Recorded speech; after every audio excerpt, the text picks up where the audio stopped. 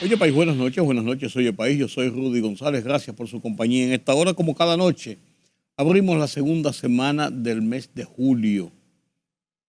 Nos llevan como caña para el ingenio. Lluvias la semana pasada, se pronostican lluvias para esta semana. Ya ustedes saben, el calor y el polvo de Sahara y hay de todo. El Código Penal, qué lío ha armado el Código Penal ahora. Qué gana de fuñir la paciencia, como dicen, excúsenme la palabra. Pero caramba, ¿qué? Yo no entiendo. El PLD, sin lloriqueos ni pataleos, dice Danilo. Y a ver, no aparece. Vamos a ver qué pasa en eso del PLD. Las elecciones en Europa, señores, cuántas sorpresas.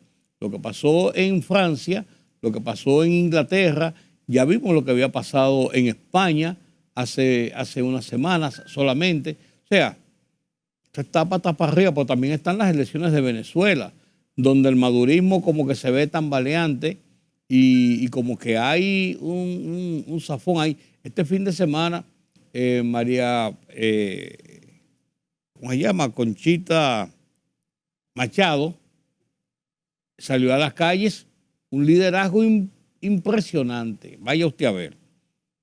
En La Voz de los Estados Unidos de América se analiza el impacto de las redes sociales.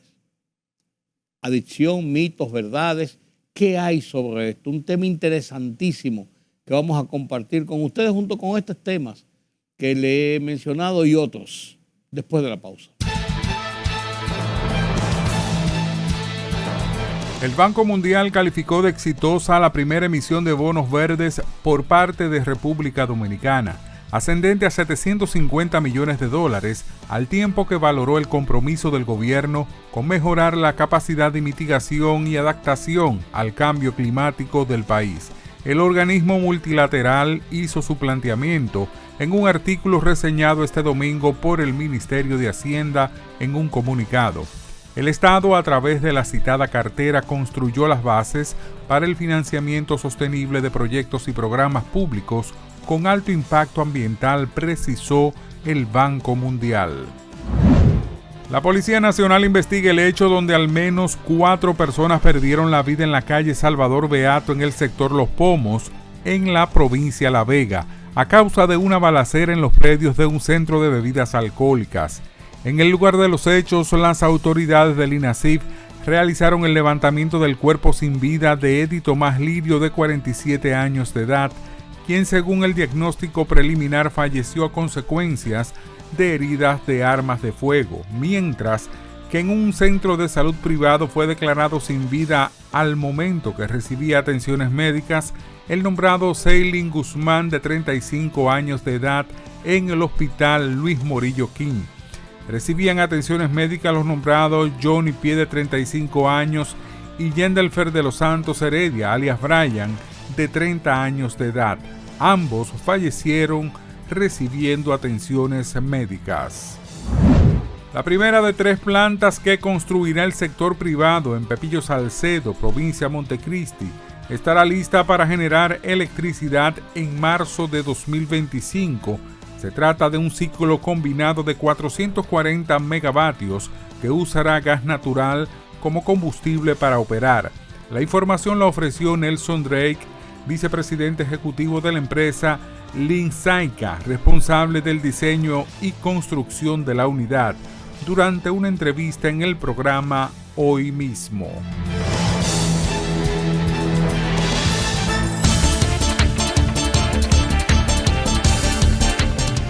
Joe Biden se considera el mejor candidato demócrata y no tiene intención de retirarse de la carrera presidencial en contra de la opinión de las élites, ha declarado este lunes el actual mandatario estadounidense en una entrevista con una cadena de televisión.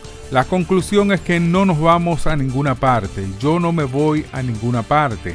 No me presentaría si no creyera absolutamente que soy el mejor candidato para vencer a Donald Trump en 2024, afirmó Biden. Gabriel Attal presentó su dimisión como primer ministro al presidente francés Emmanuel Macron, que le encargó que siga en el puesto provisionalmente para gestionar los asuntos corrientes y garantizar la estabilidad mientras se forma un nuevo gobierno salido de las elecciones legislativas. Fuentes de la presidencia explicaron que Macron, que había recibido a Attal en el Palacio del Elíseo a media mañana, le pidió, una vez que le presentó la dimisión, que siga como primer ministro por ahora para garantizar la estabilidad del país sin fijar ningún plazo. El primer ministro de Haití, Gary Conille, dio un ultimátum a las bandas para que depongan las armas, un día después de que el poderoso líder de bandas, el ex policía Jimmy Chersier, alias Barbecue, planteó la posibilidad en procura de entablar un diálogo nacional con miras a recuperar la paz. Conille explicó que solo se contemplará el diálogo cuando los bandidos hayan depuesto las armas y reconocido la autoridad del Estado. La libertad solo reside en los estados en los que el pueblo tiene el poder absoluto. Por el respeto a los valores democráticos y la dignidad del pueblo dominicano, El Rumbo de la Tarde, plural, objetivo, comprometido siempre con la verdad. Con Georgie Rodríguez, Rudy González y Ramón Colombo. Los poderosos ya están en el aire.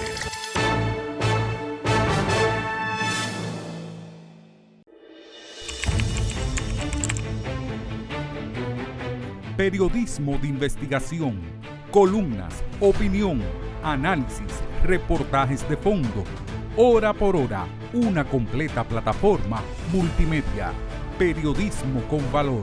Noticias horaporhora.com.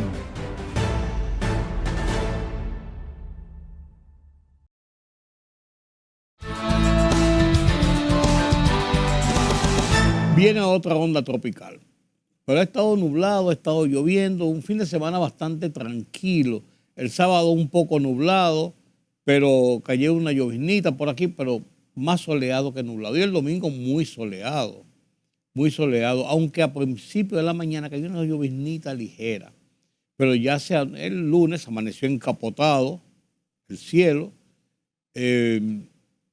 amenazas de lluvia, ya en la tarde unos chubascos, pero para este martes se avisa que viene otra onda tropical. Y todo esto ocurre porque la gente, en lo que ocurrió la semana pasada, ha hecho críticas a las autoridades de meteorología y a las autoridades del COE. Incluso el director del COE, del Centro de Operaciones de Emergencia, el general Méndez, todo un caballero, toda una persona muy presta siempre a dar las informaciones, estaba un poco molesto.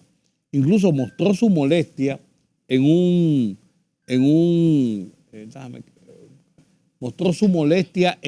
durante una comparecencia en un programa de radio donde estaba hablando y estaba informando precisamente que ellos no habían fallado, que ellos habían dado las informaciones y que realmente lo que la gente pasó fue que la gente no hizo las previsiones del lugar y lo sorprendió el aguacero.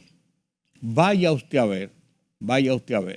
Ocurrido esto, la gente se quejó de que no tuvo las informaciones del nivel de agua que se esperaba, o sea, el nivel de lluvia que se esperaba con la onda tropical que siguió, la vaguada que siguió al paso del huracán Beryl, que pasó por el centro del Caribe. Entonces ahora meteorología advierte, hay una onda que viene ahí, hay posibilidades de lluvia. Meteorología en los últimos años, en los últimos tiempos, ha estado muy atento a dar las informaciones y el COE a tomar las medidas. Pero en la semana pasada evidentemente algo falló. Pero errores de humanos no debería ser porque son situaciones muy sensibles, pero ocurrieron. El hecho es que hay que estar preparado porque va a seguir lloviendo todos estos días, porque estamos ya en temporada ciclónica, porque está revolteado el clima, como dicen. Señores, lo que está revolteado también es lo que está pasando con lo del Código Penal. Los senadores sacaron de una gaveta el Código Penal, le metieron como 70 artículos nuevos. Sacaron el tema de las 3 causales para hacérselos graciosos aparentemente y ponerlo a... Y aquí está, lo aprobamos en primera lectura y ahora lo vamos a mandar a una comisión. Y la comisión vino de allá para acá y mandó un informe poniendo esto, haciendo esto, haciendo lo otro, haciendo lo otro, haciendo lo otro, que evidentemente han causado más líos y más problemas de lo que el tema de las 3 causales, que ahí es un mundo aparte y tiene su lío formado desde hace mucho tiempo. El tema de la niñez. El comité de CONANI y de apoyo a la niñez y de lucha en favor de la niñez, encabezado por la primera dama, se pronunció que es un disparate, que eso de permitir la violencia contra los niños, en las correcciones, que fue un tema de discusión en el pasado, que ellos no están de acuerdo con eso.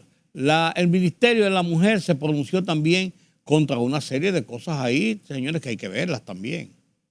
Hay que verlas también, esas enmiendas que hicieron los señores diputados. Y así hay varias cosas que le han estado sacando en cara a ese código. Es que las cosas, señores, nos quejamos ciertamente de que hace 20 años que tenemos un código dando vuelta, por la ineptitud, por la irresponsabilidad de los legisladores, senadores y diputados. El tema de las 3 causales, o era aquello o esto, usted somete el código. Lo estudia, somete a discusión y que las mayorías decidan. Pero hay un grado de irresponsabilidad tal que es mejor guardarlo en una gaveta. Y de buenas a primeras, lo sacan como un trofeo de guerra y lo hacen peor. Y lo hacen peor. No hay, le han dicho tantas cosas y en el plano constitucional y en el plano incluso legal. Los abogados han dicho por aquí, por allá. Estamos hablando de algunas cosas específicas como esos temas que tienen mucho que ver con la moral, con la familia y todo esto. Hay que ver, señores. Han hecho un tollo como de costumbre. Y ahora están obligando, yo no sé qué van a hacer los diputados, porque Alfredo Pacheco de Alegre se dijo de una vez, eso está bien, mire, nosotros lo vamos a aprobar, que sé yo cuánto, pero ahora, después de esta reacción generalizada, diría yo no estoy muy seguro de que los diputados se arriesguen a aprobarlo en la misma forma como lo aprobó el Senado. Y si lo enmiendan, vuelve para el Senado. Entonces va a venir el jueguito de que yo apruebo una cosa, tú apruebas otra, y entonces le siguen dando vuelta y vuelta y vuelta y no vamos a tener código. Y dice la generalidad de la gente, de los conocidos en esta materia, que si eso que aprobó el Senado lo mandan al Poder Ejecutivo para su promulgación, es muy difícil que el Poder Ejecutivo lo apruebe y no lo devuelva al Congreso con una serie de observaciones de muchas de las cosas que se han estado diciendo y quizás otras más. No es una pena. Le pedimos a los diputados y senadores que ejerzan su derecho, que ejerzan su independencia, que ejerzan su responsabilidad dándole vueltas a esto. Pero cuando deciden aparentemente hacerlo, es para meter las 2 patas. Ya habían metido una y habían metido otra y sacaban una y metían otra. Ahora metieron las 2 juntas. Cuánta incapacidad, cuánta torpeza. Cuánta torpeza, Dios mío. Sin lloriqueos ni pataleos, dijo Danilo Medina que lo que pasó en las elecciones del 18 de febrero y del 19 de mayo es responsabilidad del partido, es responsabilidad de él. Él tiene su cuota de responsabilidad y que lo que hay que hacer es echar para adelante. Con ese 10% que sacaron en esas elecciones, esa pela que le dieron a un partido que fue partido hegemónico prácticamente durante casi 20 años. Eso no se resuelve con echar para atrás. Y ahí se nota el laborantismo interno, el desazón interno que hay entre el comité político y la alta dirigencia del partido.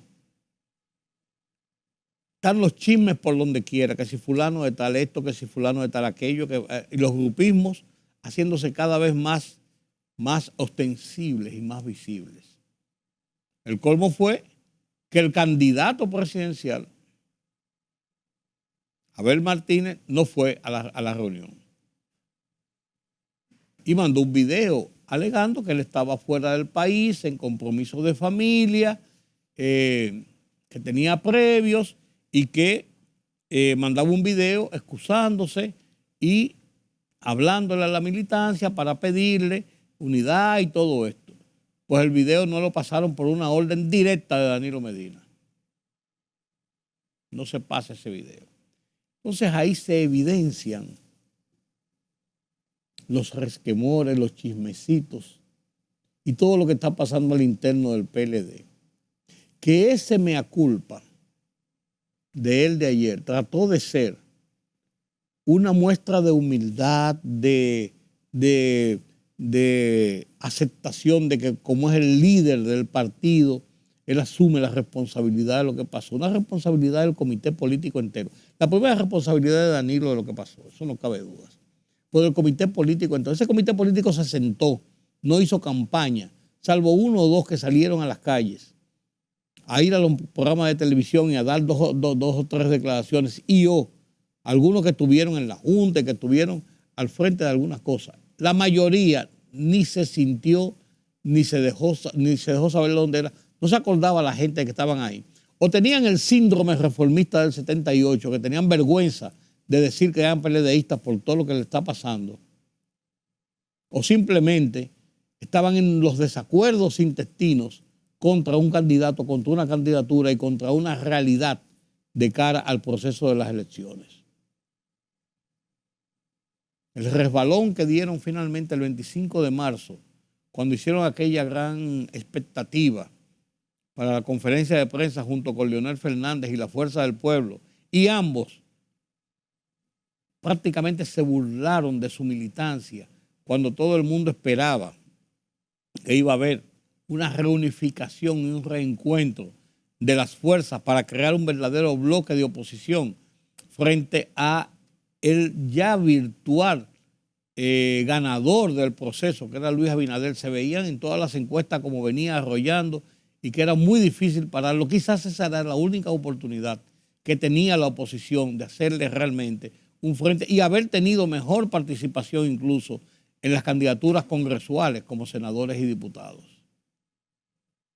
Pero no, el ego de cada uno, de Leonel Fernández y Danilo Medina, de algunos dirigentes, de uno por aquí, por allí, las presiones desvirtuaron esas posibilidades. Y eso atizó los asuntos internos dentro del PLD, que es que está ahora en ese problema. Pero en la Fuerza del Pueblo hay problemas similares, señores. Problemas similares donde hay grupos que están diciendo que porque Leonel Fernández es el único que aquí. Es verdad que este partido es de él y él es el dueño del partido y él es el máximo líder, pero él no es el único. Él no es el único que puede aquí tomar las decisiones y hacer tornar y virar. Y no es el único que tiene un liderazgo y que tiene gente. O sea, hay cuestionamientos en la oposición. Y para la oposición eso no es malo, porque si hacen un mea culpa y hacen una autocrítica y trabajan en esa dirección para zanjar sus diferencias internas y pensar en el futuro político del partido, estarían haciendo lo correcto, pero esto no, son otras cosas, y ahí hay gente que le está diciendo a otro, tú ves, de todo lo que tú hiciste, sal ahora y defiende al partido y defiende a nosotros. Ahora te alzaste con el santo y la limosna, le vocearon a uno. Así están las cosas dentro del partido. Así están las cosas dentro de la oposición y dentro del PLD. Veremos todavía muchas cosas a lo interno del PLD. Veremos muchas cosas a lo interno del PLD.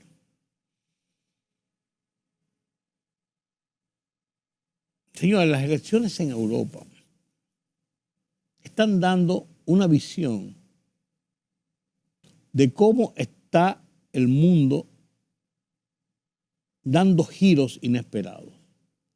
Lo que ocurrió en España con Pedro Sánchez hace varias semanas fue sintomático de cómo llamó a elecciones rápidamente. Vamos a hacer unas elecciones. ¿Cuál es el problema? Porque le querían meter una cuña a lo interno del partido y de su gobierno con unas acusaciones y unas investigaciones a su esposa por una serie de viajes y una serie de situaciones, y querían con eso torpedear la base del gobierno. Hizo las elecciones y cuando todo el mundo pensó que Pedro Sánchez iba a ser apabullado de buenas a primeras, salió más fortalecido. Hizo unas alianzas rarísimas con la gente de Cataluña que habían estado siendo perseguidos por las autoridades, incluso por la insubordinación de hace unos años, en procesos electorales precisamente. Pero vienen las elecciones de Francia hace unas semanas y el partido de Emmanuel Macron, partido de centro izquierda, pero centro, fue zarandeado por la ultraderecha de Marianne Le Pen. Pero ¿cómo este partido fue zarandeado en esta parte de elecciones legislativas por la derecha de buenas a primeras, y Macron se ve prácticamente contra las cuerdas? Y viene la segunda ronda de votaciones, y entonces en una alianza táctica que entendible en la razón política, se alía, aunque tangencialmente, con la izquierda radical y logran acuerdos de llevar candidatos comunes o de apoyar candidatos comunes cuando se veía que el candidato tal, aunque fuera del partido contrario, tenía la superioridad y debía ganar. Los apoyan unos y otros, y entre Emmanuel Macron y la izquierda barren a la ultraderecha de Marianne Le Pen.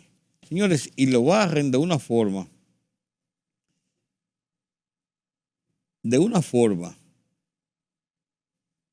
que la dejaron en un tercer lugar después que se proyectaba como que la ultraderecha podía asumir el liderazgo del Parlamento y tomar las posiciones importantes.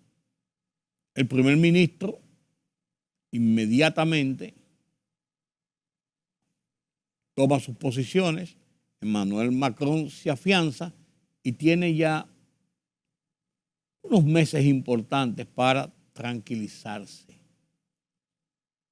para tranquilizar Francia. Pero lo de Inglaterra fue sorprendente. En Inglaterra,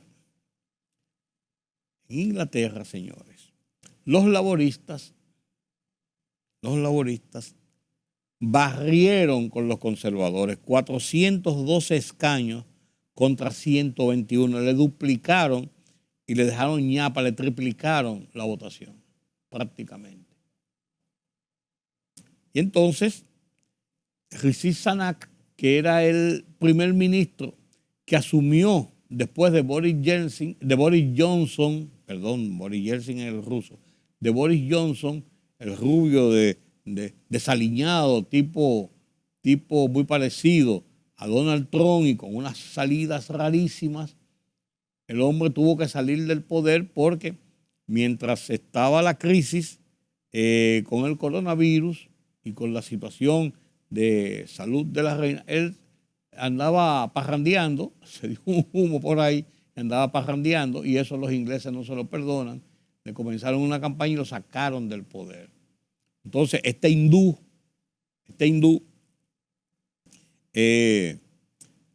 Rishi Sunak, asumió el 20 de octubre. Duró 1 año y 8 meses en el poder. Y ahora, de buenas a primeras, cuando llaman a las elecciones, se lo lleva este señor Keir Starmer, que es el nuevo primer ministro de Inglaterra. Esto ocurrió el jueves de la semana pasada. Ganó. Inmediatamente, el que era primer ministro sale de ahí al día siguiente. Se va para su casa. Renuncian los ministros. Y ya este martes, asume como primer ministro Keir Starmer, que es un un laborista, asume como primer ministro. Ya se reunió el sábado con el rey y el rey le dio la bendición, sí, alma gobierno, no hay problema, dale para adelante, y el otro para su casa. En 72 horas, elecciones, resultados, usted se va para su casa y entran los otros. No le dio tiempo ni a recoger el escritorio. Esa es la virtud de una democracia fuerte y donde el que se equivoca paga los platos rotos. Lo pagó Boris Johnson y lo está pagando por un gobierno tímido, simpático, como que sí, como que no. Y los tiempos no están para eso en Europa. En Irán pasó lo mismo, señores. En Irán pasó lo mismo. Los ultraconservadores en Irán, casi oponiéndose a la política dura, radical, de línea dura, del Ayatollah Khomeini, pero también del presidente Raisi, que murió en mayo en un accidente de helicóptero que dice que lo cayeron, no que se cayó, andaba con el canciller y con otros ministros y se cayó de buenas a primeras, andaban 2 helicópteros más y él sufrió una falla entre las montañas y se cayó. Lo cayeron, dicen. Y llamaron a elecciones para nombrar un nuevo presidente. Y entonces este conservador, Massoud Pezeshkian, obtuvo 16 millones de votos para ganarle al ultra, este conservador, al ultra conservador, pero de línea dura, tipo la del Ayatollah, a Zahed Jalili, que sacó 13 millones de votos. Señores, lo que está pasando en Irán, donde este grupo de conservadores, este es un reformista, el que ganó, muy conservador, Massoud Pezeshkian, es que podía haber un giro o interno en la política de Irán anti-occidente y anti-norteamericana totalmente, anti-judía, anti-Israel, que podía ser más conservadores o podía provocar un cisma interno en las altas esferas de Irán, que muchos de ellos, ya se ha dicho en muchos reportajes de prensa, están hartos de la guerra y de ver que su país lo que está gastando todo su dinero en armamento y en la parte de apoyar grupos subversivos como Hezbollah, como Hamas, como ISIS, todos esos grupos subversivos que están ahí en el Medio Oriente, que son antijudíos, anti-occidente, y están hartos de eso ya. Y ven a su país sumido en un estado de guerra que no progresa, siendo una de las grandes naciones de toda la zona del Medio Oriente. Podrían haber cambios interesantes y cambios importantes ahí. Vamos a ver. O este señor reformista conservador se acomoda. Vamos a ver qué pasa. Pero así como está pasando esto en Europa y en el Medio Oriente, está el tema de las elecciones en Venezuela.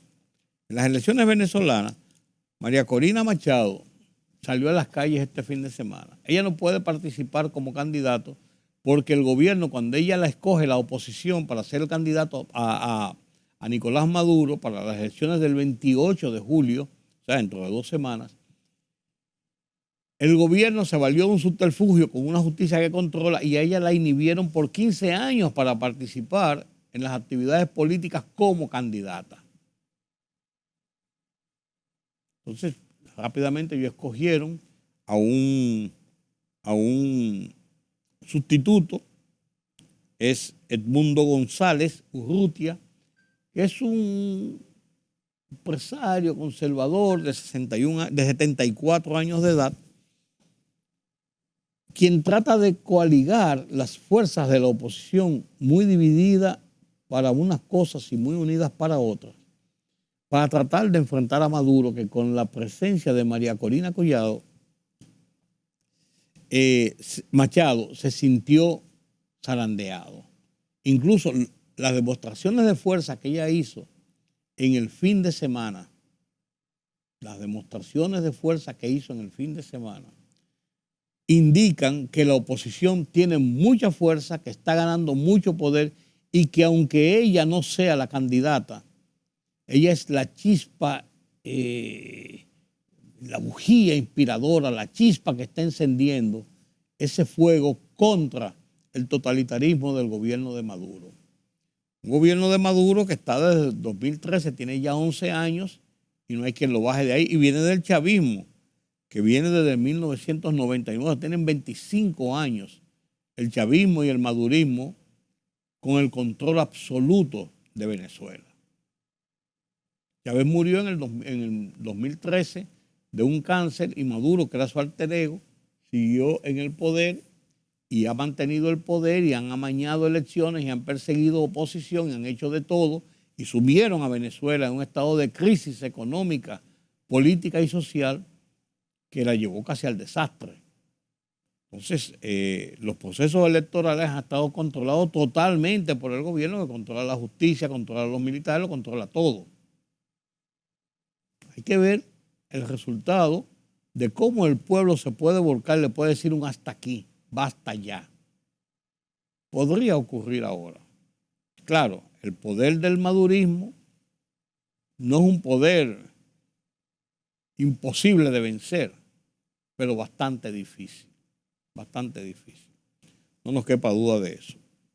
Y en Haití, para no dejar el tema haitiano sin mencionar, el señor Barbecue vuelve y dice que él está dispuesto a dialogar. Y el primer ministro vuelve y le dice, sí, pues deponga las armas.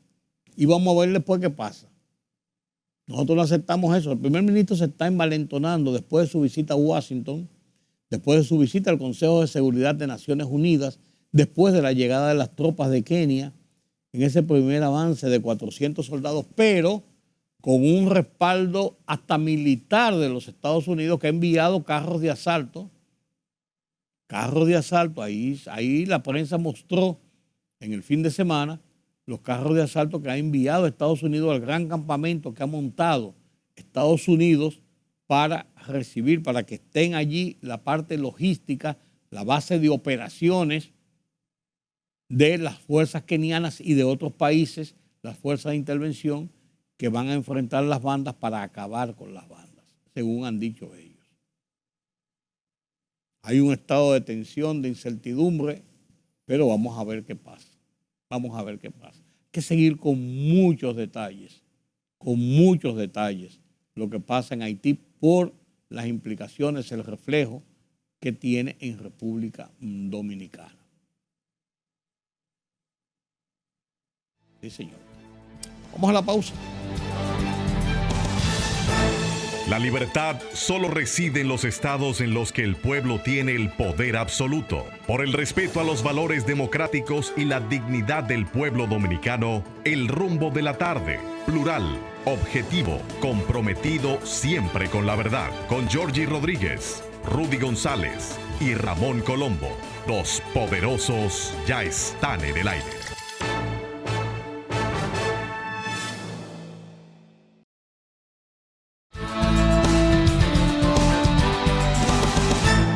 Las redes sociales.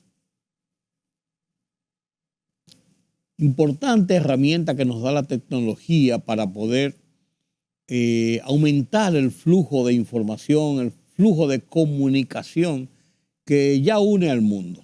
Ya el mundo no es un mundo distante, todo está unido a un clip, como se dice. Sin embargo, las redes sociales están dando mucha agua que beber. Los fake news, las estafas, el descrédito, las mentiras, las calumnias, la información rápida, por muchas veces sin confirmación, la influencia que tiene sobre los niños andar con una tableta desde los 2 años y 3 años o con un teléfono celular,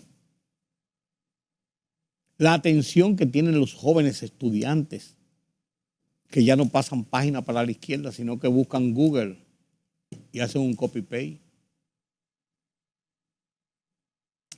El acceso a las diferentes plataformas que nos ofrecen las redes sociales donde hay un cúmulo de información y un cúmulo de actualidades de música, pasando por la belleza, por la pornografía, por las informaciones, por todo, que hay que saber escoger con pinzas este uso de las redes sociales. La Voz de los Estados Unidos de América analiza el tema.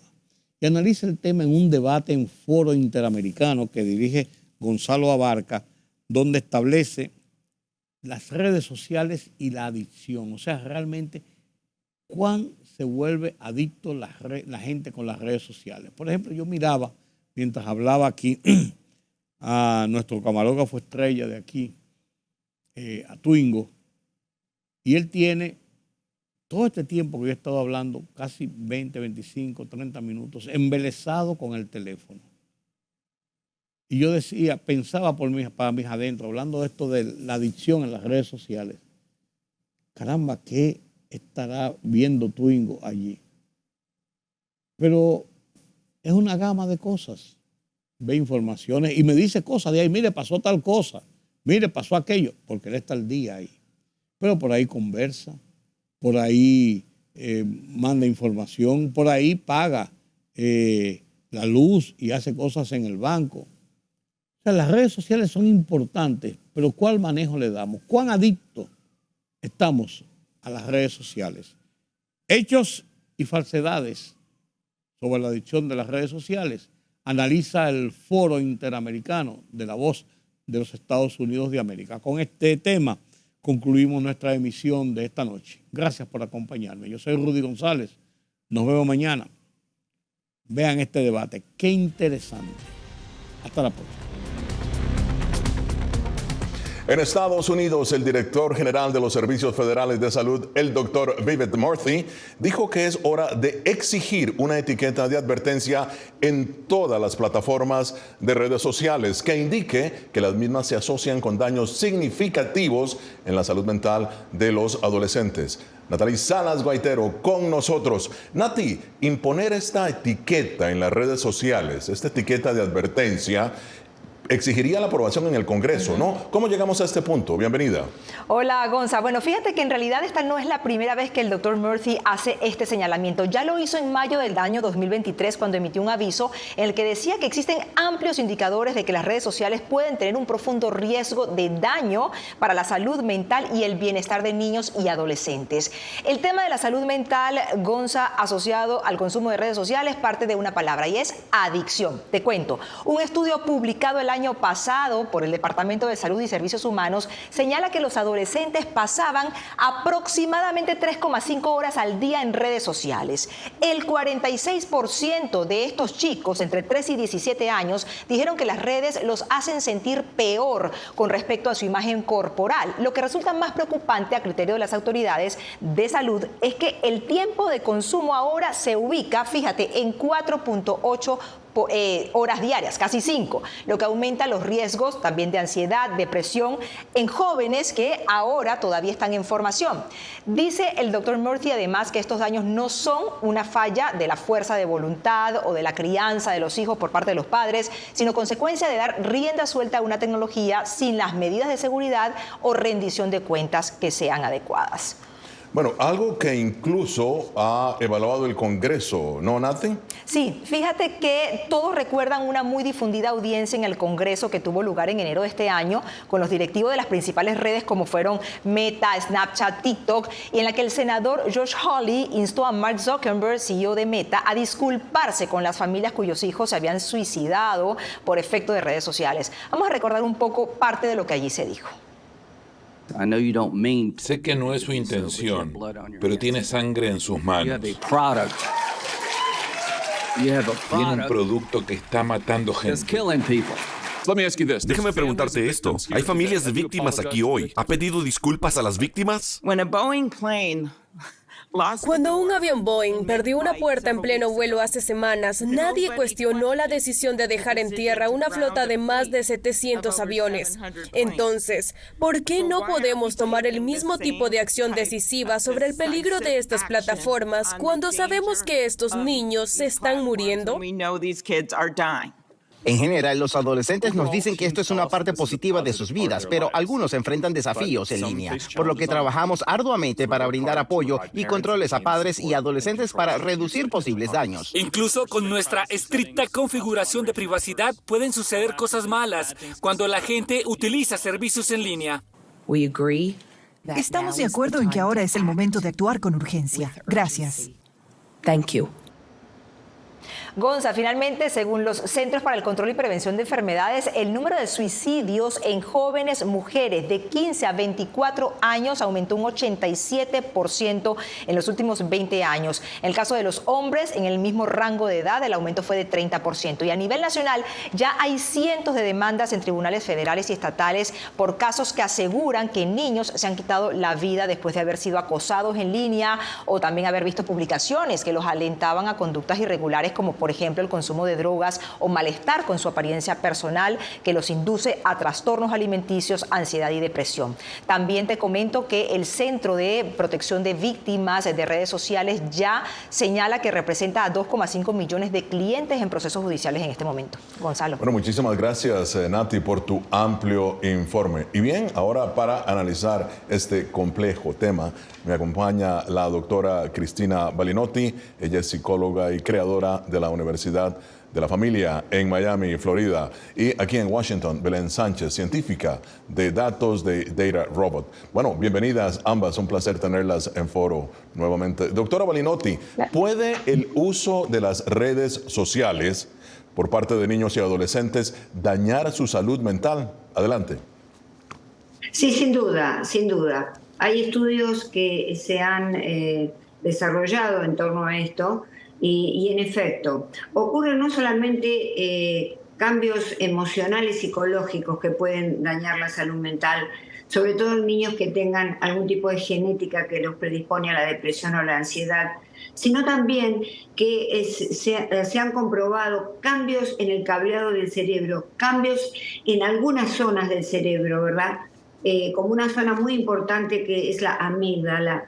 Y entonces estos cambios van a llevar en el futuro a problemas de salud que desconocemos. Por el momento, desde ya que existen problemas de salud como una gran impulsividad, una poca resistencia a la frustración, esto lleva a niños a estallar en ataques de ira, y algo muy preocupante, y es que aumenta la confianza en los desconocidos, debido a que los que son conocidos dentro de su grupo están poco en contacto con el niño, con el joven, por todas las cuestiones laborales de nuestra época, y entonces el cerebro, que es un cerebro social y se desarrolla en relación con los otros, busca relacionarse con las figuras inadecuadas y lo hace de una manera que no es natural, porque las redes sociales tienen que ser compensadas con las redes naturales de la familia y de los amigos, y de esa manera poder transformar esto. Ya, ahora, Belén, ¿qué tan adictivas son las redes sociales en los niños y adolescentes según tus datos?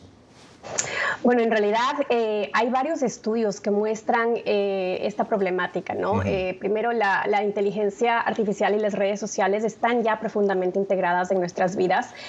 Permiten personalizar el contenido que están viendo los jóvenes y sugiriendo amigos, anuncios basados en sus intereses. Esto puede llevar a pasar...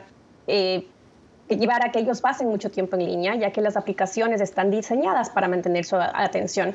Un estudio de la Universidad de Yale encontró que los adolescentes que usaban redes sociales más de 3 horas al día tenían el doble de riesgo de sufrir problemas de salud mental.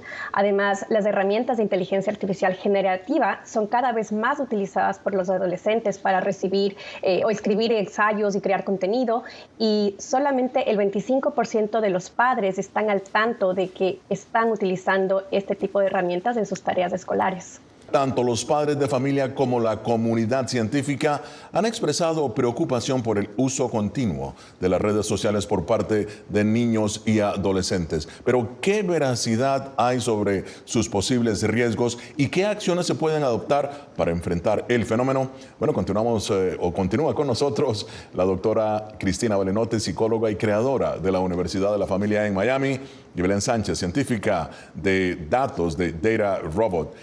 Doctora Balinotti, según un estudio publicado por la revista de la Asociación Médica de Estados Unidos, la interacción constante, ¿no?, de estas plataformas como Twitter, Facebook, TikTok, y usted misma también lo ha dicho acá, hace que los jóvenes, sin darse cuenta, y esto es interesante, sin darse cuenta, adquieran hábitos adictivos que terminan rindiendo o más bien dominando algunos de sus pensamientos. ¿Por qué entonces seducen tan efectivamente a los niños y adolescentes estas redes? ¿Qué es lo que tienen de atractivo en sí?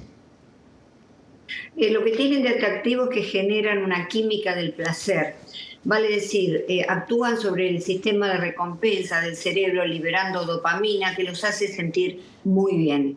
Como no se sienten bien, es una edad conflictiva, la adolescencia, entonces buscan esa dosis de felicidad a través de las redes sociales. Digamos, el sistema de recompensa está en nuestro cerebro y nos llevó a sobrevivir muy atrás en el tiempo, porque bueno, nos hace repetir conductas placenteras, ¿verdad?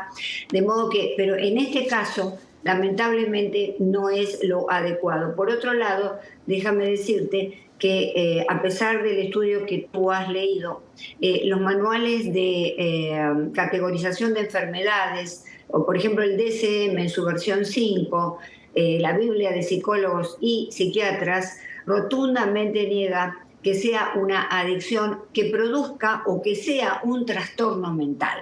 Evidentemente estamos en pañales todavía respecto de esto y lamentamos que los conejillos de Indias, digamos, sean nuestros hijos para experimentar a ver qué es lo que puede suceder. Lamentable. Sin eso duda, es lamentable, sí, doctora, ¿no? Sí, por supuesto. Por eso esto es un enfoque multidisciplinario. Está claro, bien, por supuesto, en las etiquetas del médico general, pero tenemos que actuar desde el hogar compensando, porque si no, no hay futuro respecto de esto. Ya, ahora... sobre todo, sí. Perdona, sí. Ahora, voy a retomar algo que ha dicho la doctora Balinotti, Belén, y es esto que está diciendo, la dopamina que generan las redes, las conductas de placer que generan. Y en ese sentido me gustaría preguntarte más bien, el mes pasado publicaste un artículo sobre novias, novios y amantes creados por la inteligencia artificial. Y la pregunta aquí era la que hacías, ¿pueden ellos llenar nuestras necesidades íntimas? Bueno, la inteligencia artificial no explora toda esta tendencia. ¿Ves algún peligro en la salud mental dependiendo de esta tecnología de la inteligencia artificial creando estas novias, estos amantes? Bueno, creo que definitivamente la inteligencia artificial está empezando a ser aplicada y entrando en el mundo del campo de relaciones personales, ¿no?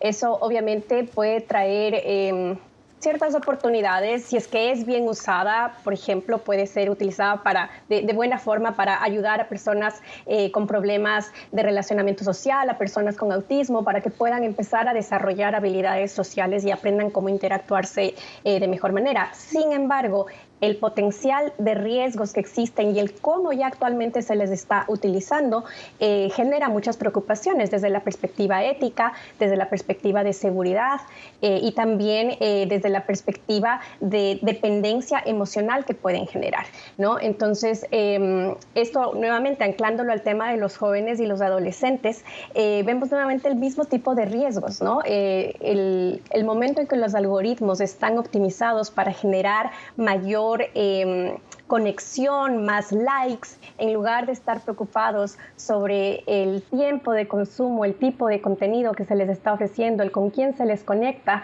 hay ahí un problema de alineamiento muy, muy, muy importante, y es en el campo de las empresas tecnológicas en donde realmente está la responsabilidad de tomar medidas para que las soluciones que se desarrollan realmente tengan en consideración los usuarios y los protejan adecuadamente.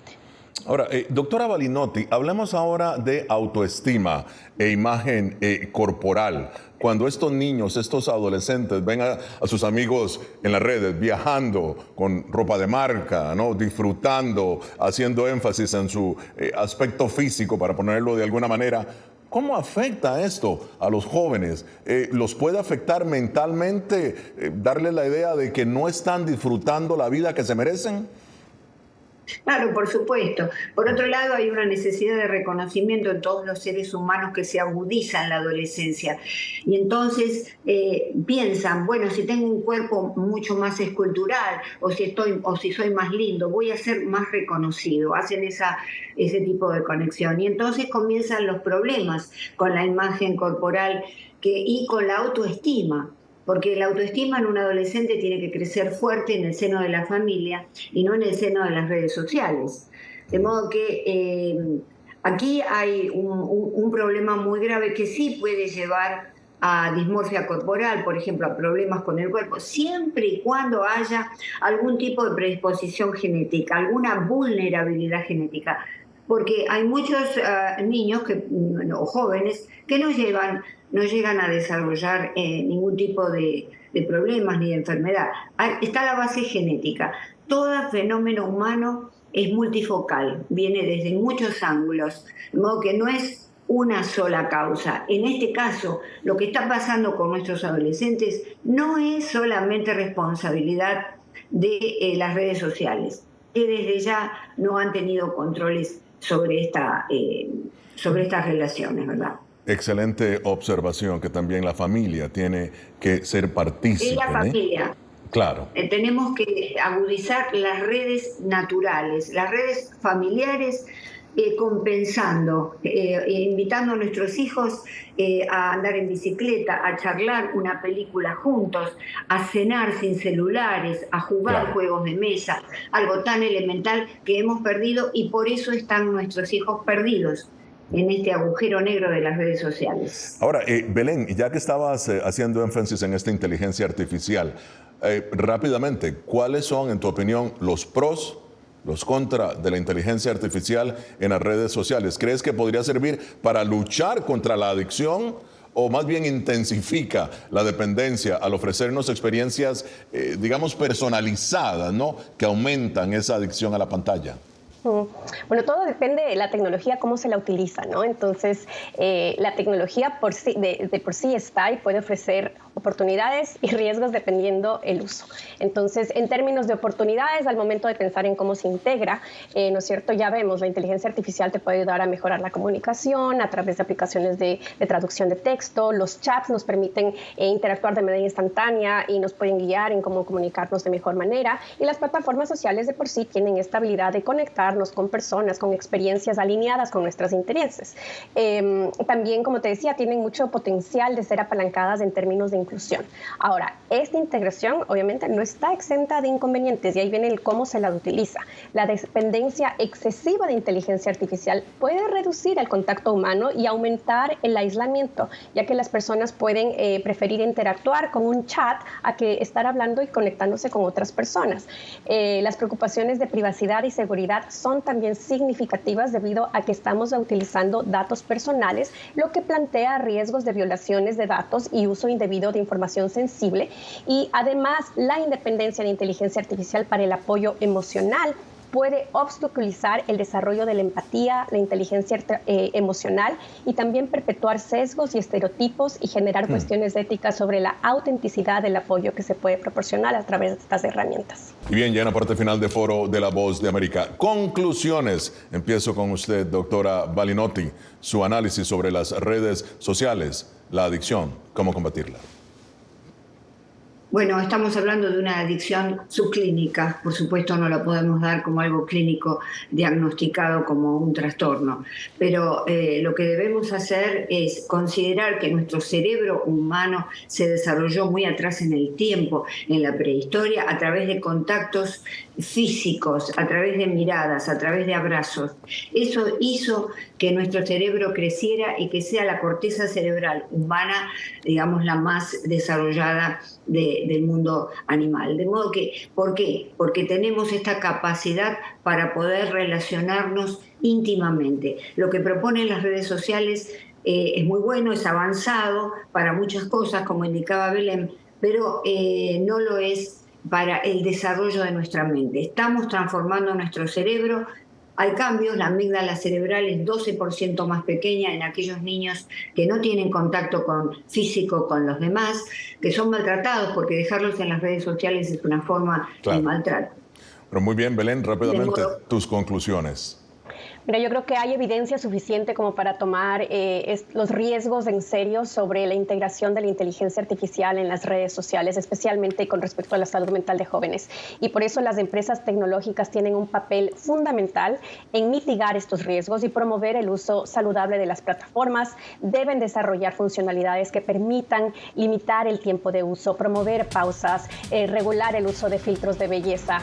En ellas está el que podamos tener acceso a estas herramientas y manejarlas de mejor manera. Muchísimas gracias, Belén Sánchez y la doctora Cristina Balinotti. Les habló Gonzalo Abarca desde Washington. Esto fue Foro de la Voz de América. Nos vemos la próxima semana.